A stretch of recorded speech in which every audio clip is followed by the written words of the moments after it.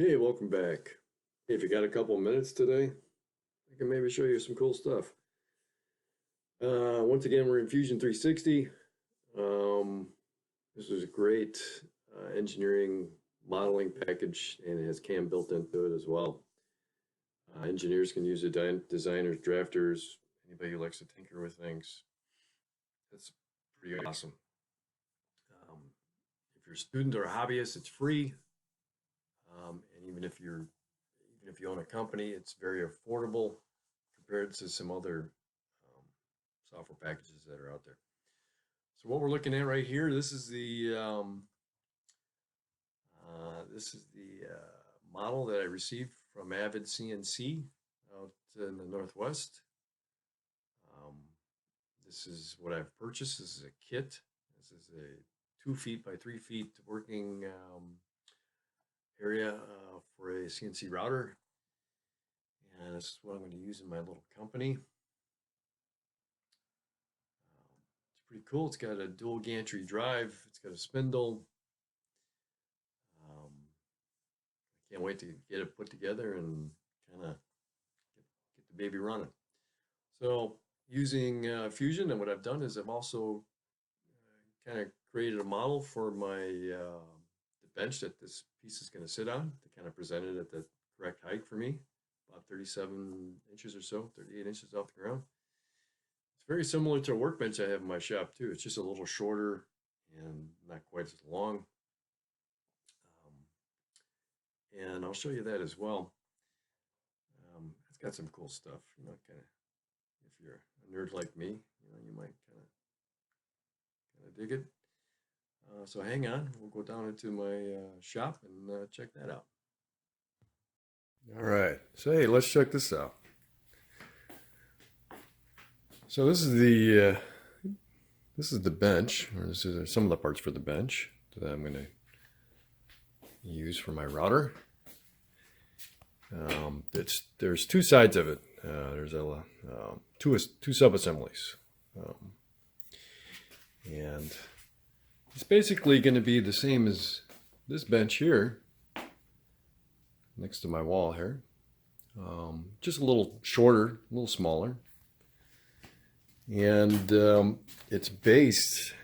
The design of this bench is based on this magazine article right here, which is from 2005 May.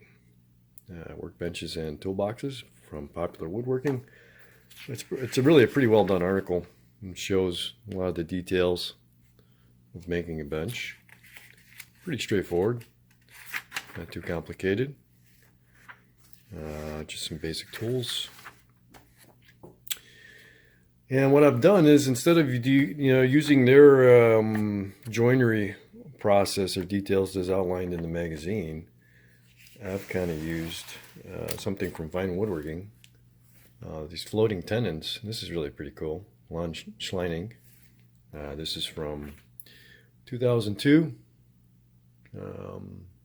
Magazine 158. Mario Rodriguez on the front. And this is really pretty cool how this works, using your router, the base of your router, and some simple math and some simple techniques to create a fixture to route all the mortises and do floating tenons. It really works nicely. It's really cool. The magazine article is very well done, and I've used that for this bench here. All the joints are the floating tenons. They're hard to see, of course. Here's one of the templates here. There's a double tenon on the bottom, on the foot, and there's some different spacers that you use to consistently offset things. It really works. It's awesome. Here's one of the tenons themselves. This is what's going to go in the joint. Here are the pieces. Here's one of the sides. This is the top stretcher. Here's the verticals. You can see the double mortise here on the bottom, and that's going to plug into here. like so. Here's a bunch of the smaller tenons. It's really cool. There's that side there, and what I'll do is I'll actually to transfer the holes. Here's the horizontal stretchers. Always helps to use the right one. That will go in here.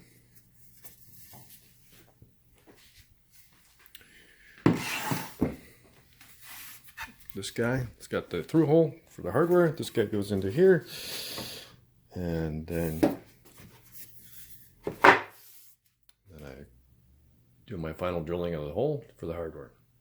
It really works nicely. This is all Douglas fir from 2x12s that I've kind of cut out that center piece to kind of give me some pretty close to quarter sawn material. Here's some knots. It's a little knotty, but hey, it's a little character. So yeah, it's going to be pretty cool.